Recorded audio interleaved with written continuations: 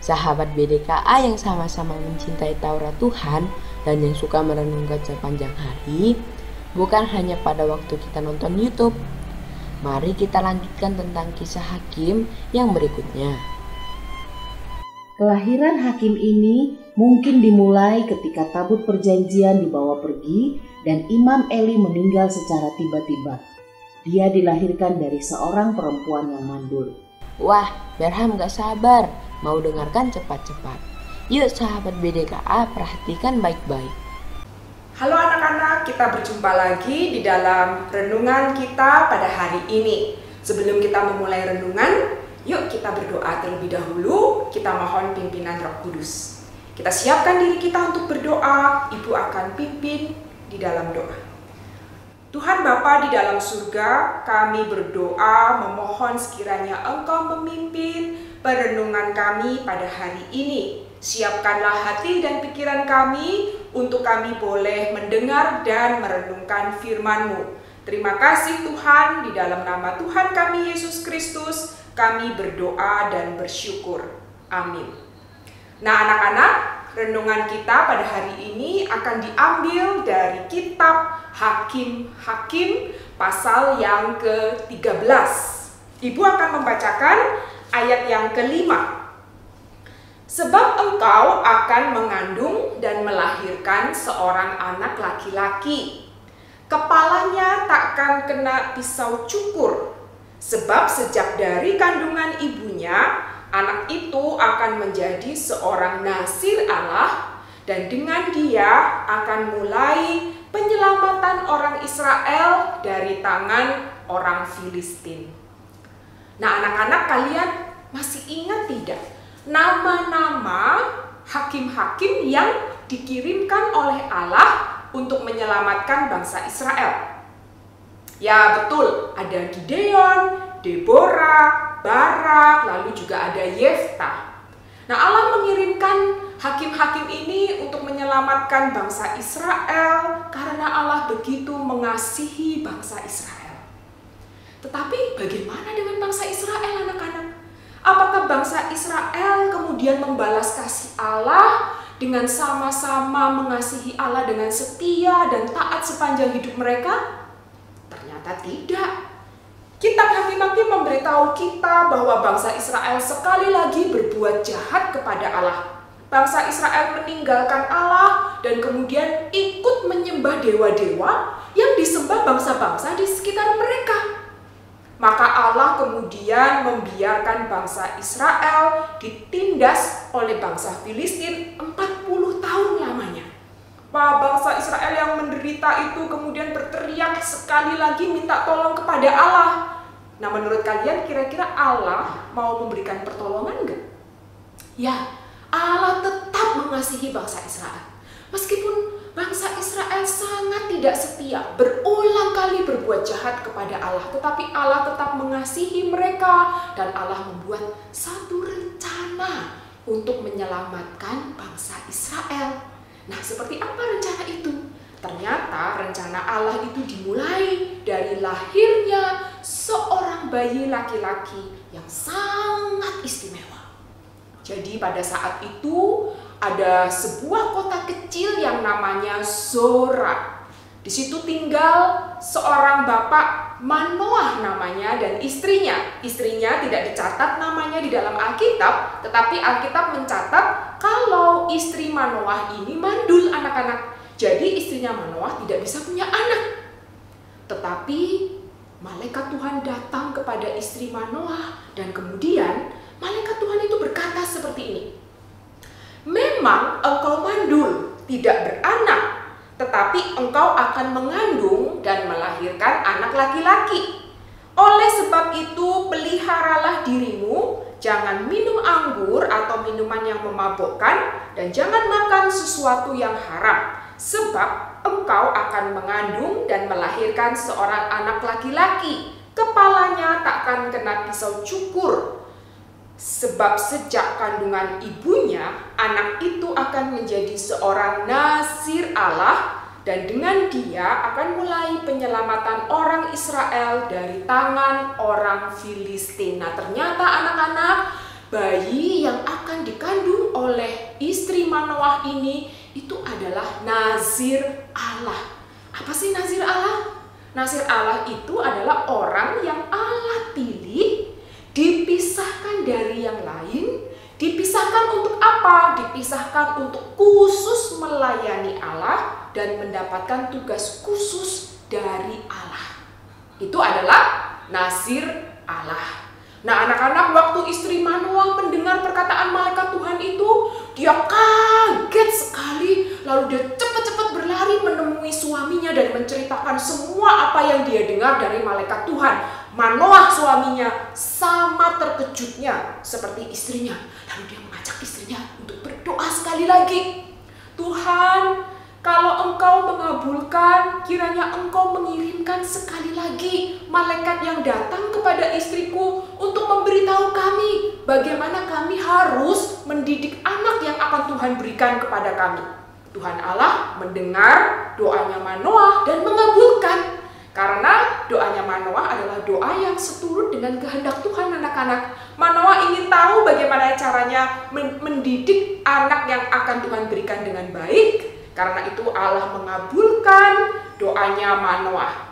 Malaikat Tuhan itu datang kembali kepada mereka dan mengatakan hal yang sama seperti yang sudah dikatakan kepada istri Manoah sebelumnya. Tidak boleh makan makanan haram, tidak boleh minum anggur atau minuman yang memabukkan, dan kalau anak itu lahir nanti rambutnya sama sekali tidak boleh dipotong.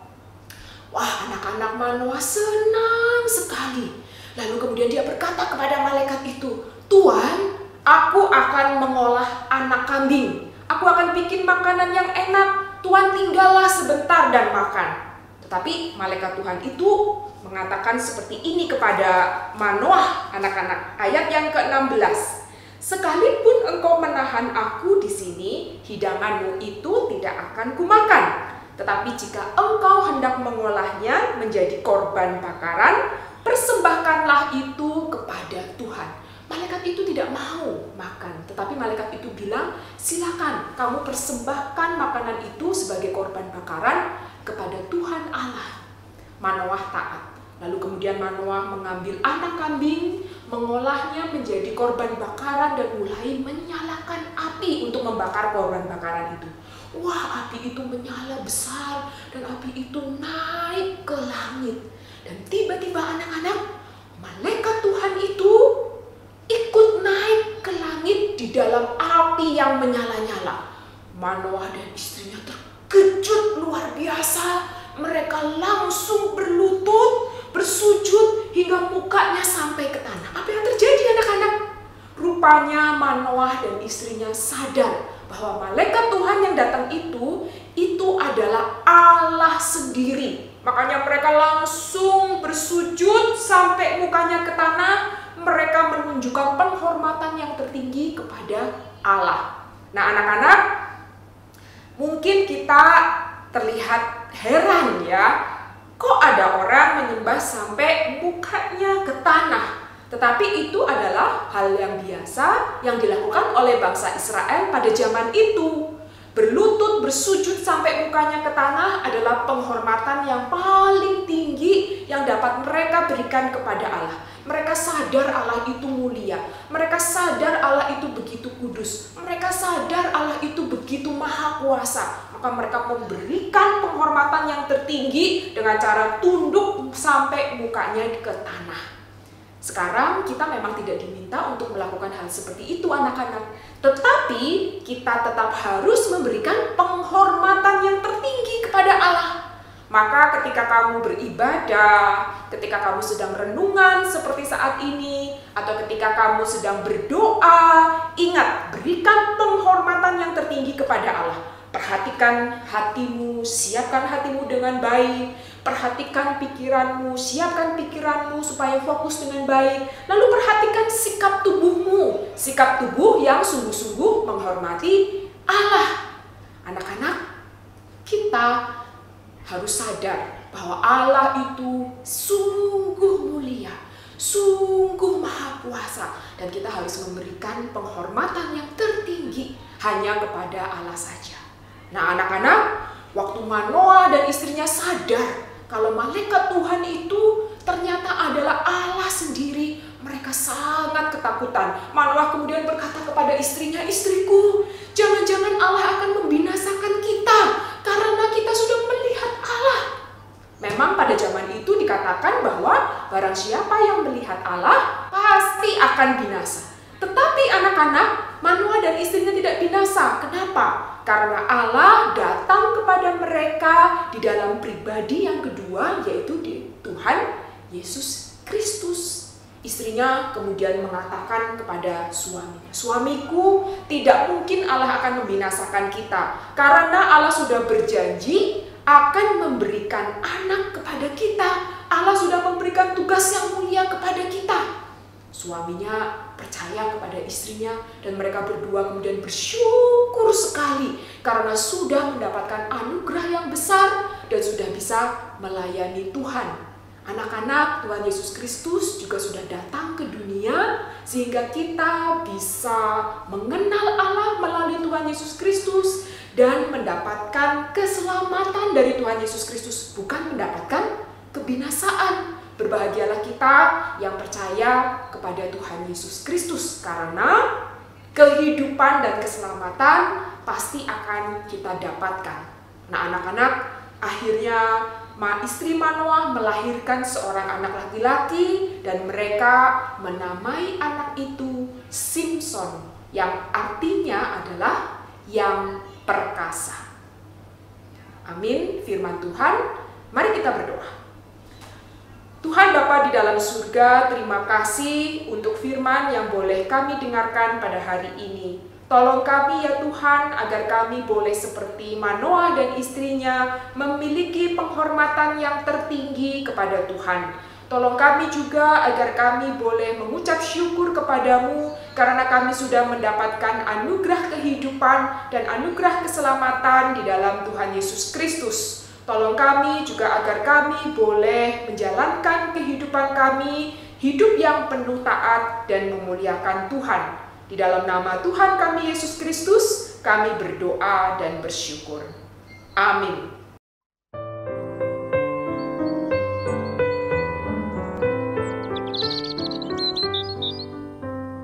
Bersyukur pada Tuhan yang Maha Pemurah.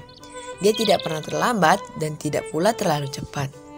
Pada waktu yang tepat, Allah mengirimkan seorang nazir Allah, orang yang dipisahkan dari yang lain, atau dikuduskan untuk melayani Allah secara khusus.